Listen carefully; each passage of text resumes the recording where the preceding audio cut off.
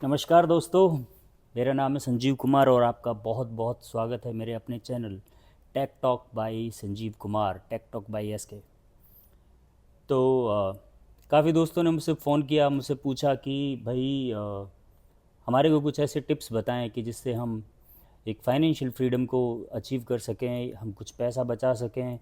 एक दोस्त का मुझे फ़ोन आया जिसने मुझे बताया कि उसके ऊपर काफ़ी काफ़ी कर्ज़ है, कर्ज़ के नीचे वो काफ़ी दबा हुआ है और वो उसने मुझसे जानना चाहा कि संजू भाई मैं कैसे इस कर्ज़ से बाहर निकल सकता हूँ, कैसे मैं अब एक फाइनेंशियल फ्रीडम में अचीव कर सकता हूँ।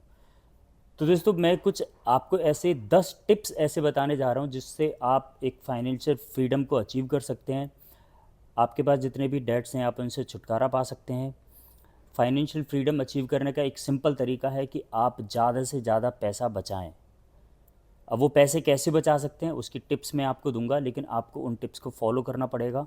अगर आप उनको फॉलो करते हैं तो मेरा ये मानना है और मैं आपको इस चीज़ की गारंटी देता हूँ कि बहुत जल्दी आप बहुत सारे पैसे बचा लेंगे और आप उनको अगर उन पैसों को अगर वाइजली स्पेंड करें तो आप बहुत जल्दी एक फाइनेंशियल फ्रीडम को अचीव भी कर सकते हैं।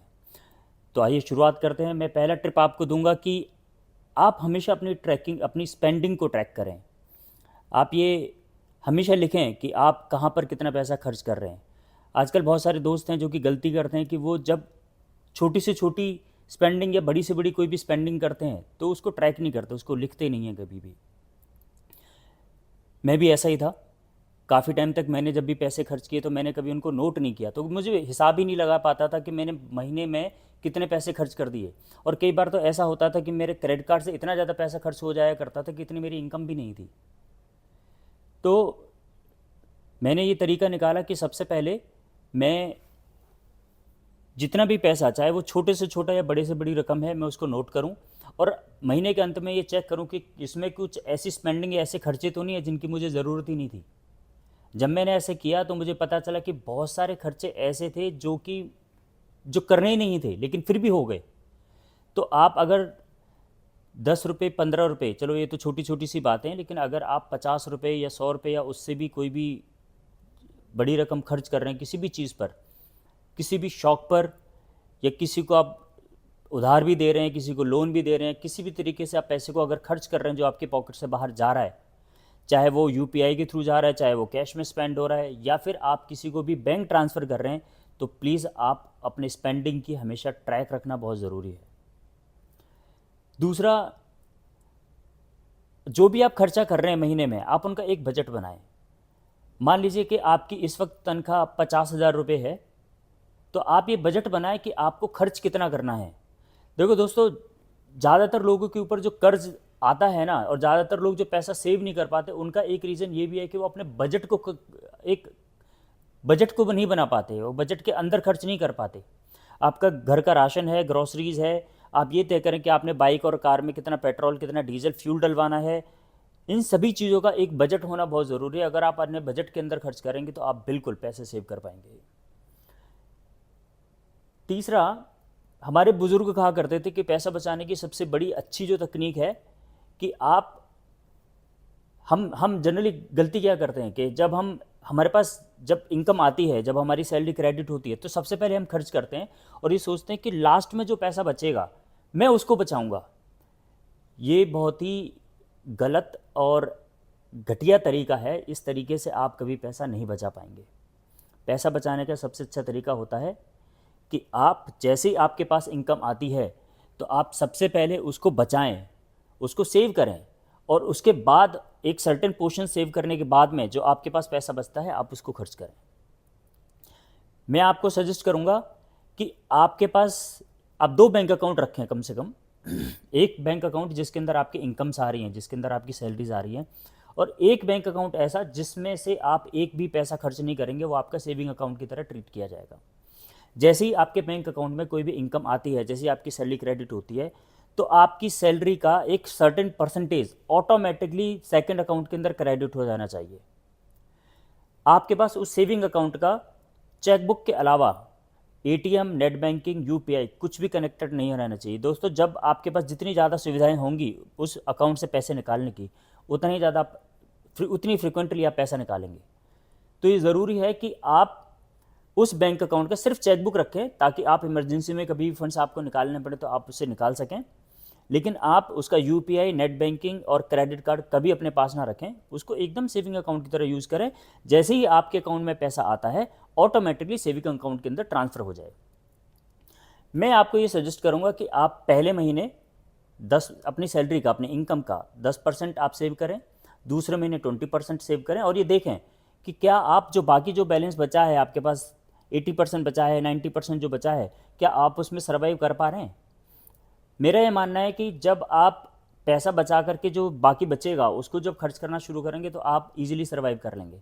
अगर आप 90% में सर्वाइव कर सकते हैं तो आप 80% में भी सर्वाइव कर पाएंगे, आप 70 में भी सर्वाइव कर पाएंगे, और 60% सैलरी में भी आप सर्वाइव कर पाएंगे। तो धीरे धीरे अपनी सेविंग्स को आप पहले पैसा सेव करें, पहले बचाएं, और उसके बाद आपके पास जो पैसा बचता है आप उसको एक्सपेंड करें, आप उसे खर्च करें। दोस्तों, चौथी टिप मैं आपको देना चाहूँगा कि आप जितने भी आपके अननेसेसरी सब्सक्रिप्शंस हैं आप उनको रिमूव कर दें।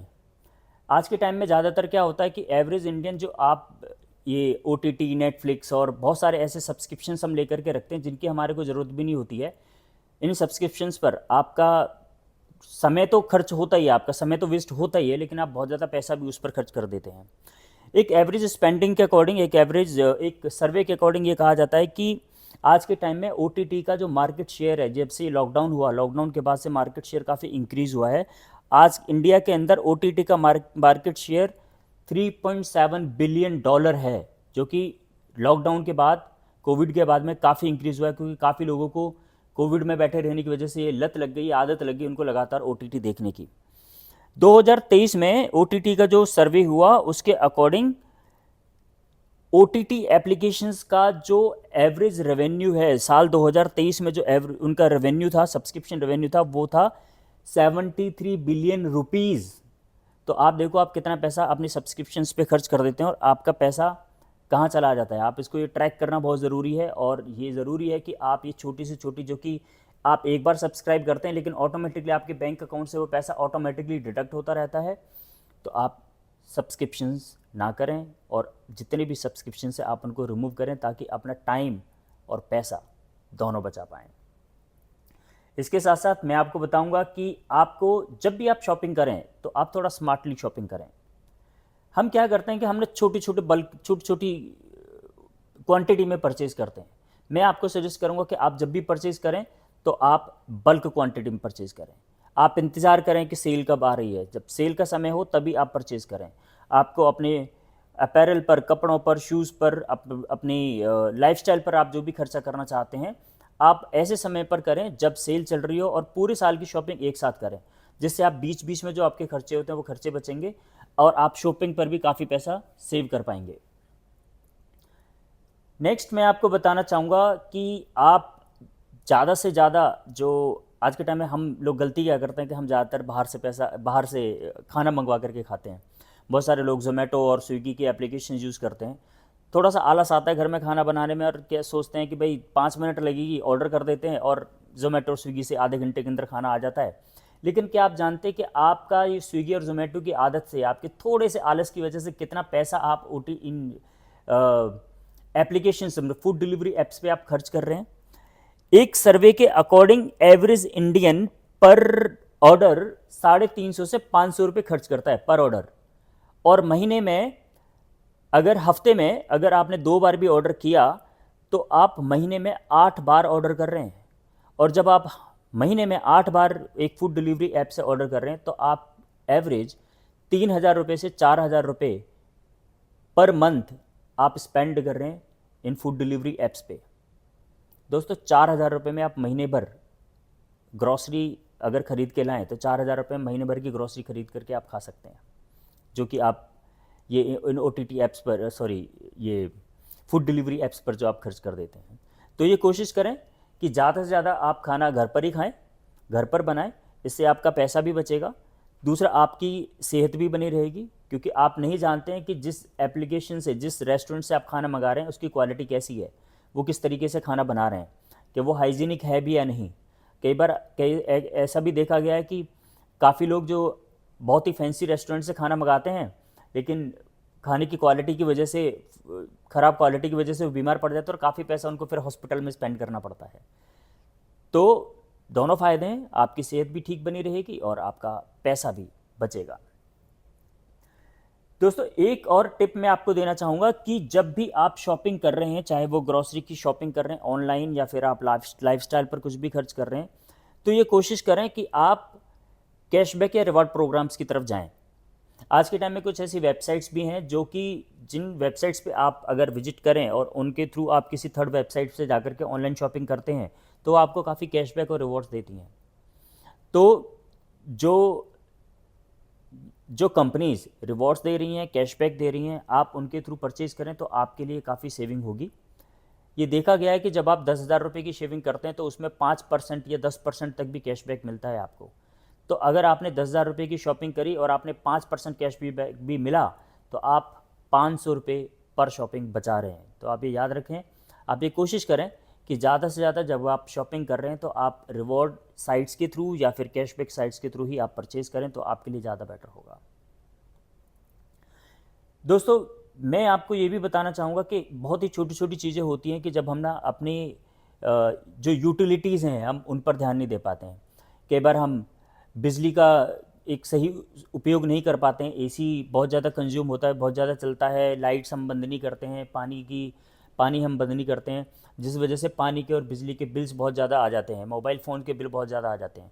तो ये आप कोशिश करें कि आप यूटिलिटीज़ का जो इस्तेमाल है बहुत ही सोच समझ के करें और घर से निकलते वक्त और ये अपनी लाइट्स को, अपने पानी की जितनी भी चीज़ें हैं जो कि यूटिलिटीज़ में आती हैं इनको बंद करें ताकि इनका एक्सेस कंजम्पशन ना हो।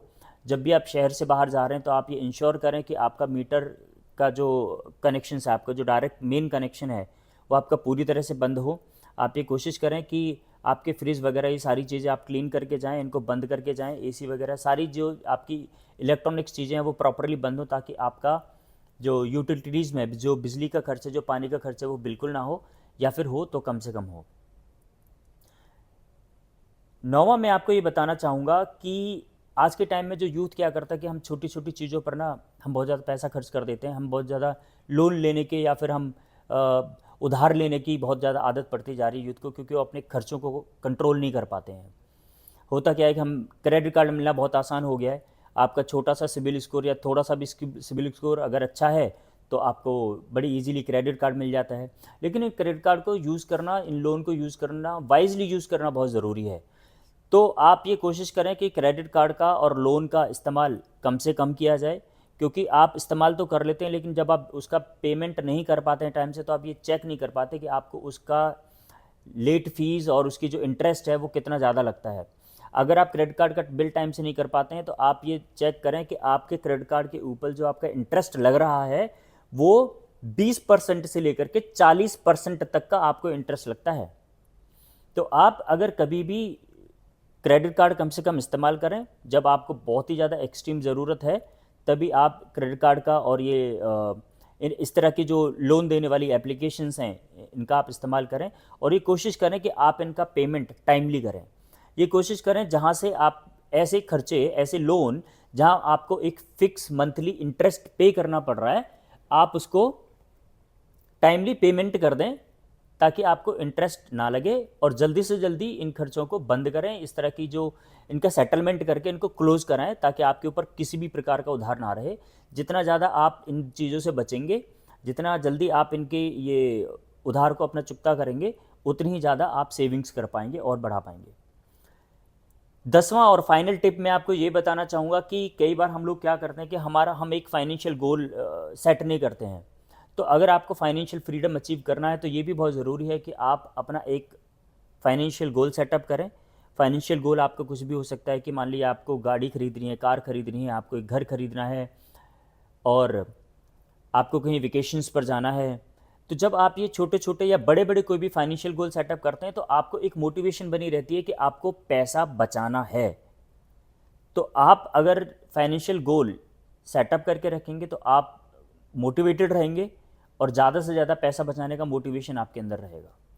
तो ये दोस्तों ये थी 10 टिप जो मैं आपको देना चाहता था और मुझे उम्मीद है आप इनको फॉलो करेंगे और बहुत जल्दी आप फाइनेंशियल फ्रीडम अचीव करेंगे। ज़्यादा से ज़्यादा पैसा बचाएंगे। नमस्कार।